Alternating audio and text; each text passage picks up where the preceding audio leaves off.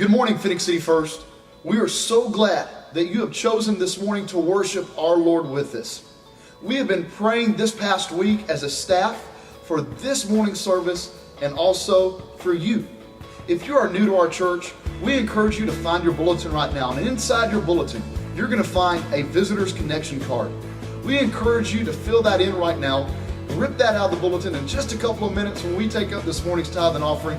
Drop that in the offering plate. You're going to receive a letter this week in the mail from our pastoral leadership encouraging you to check out our church again next week. Find home here at Phoenix City First. And now, here are a few upcoming events happening at Phoenix City First.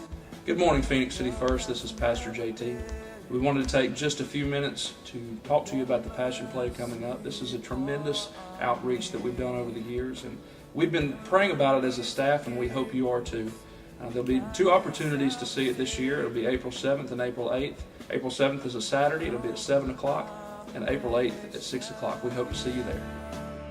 Black and White Night is just around the corner.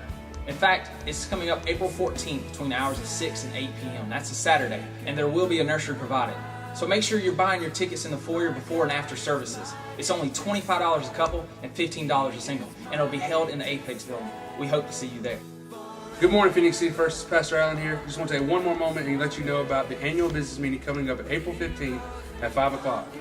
Make sure that if you're a member of the church, you have a voice, and we'll be electing 2 new positions on the board. So be here and let your voice be heard. Just be reminded that we have other weekly events on the back of your bulletin. Now it's time to worship our Lord through our action. Who is ready to give in this morning's tithe and offering?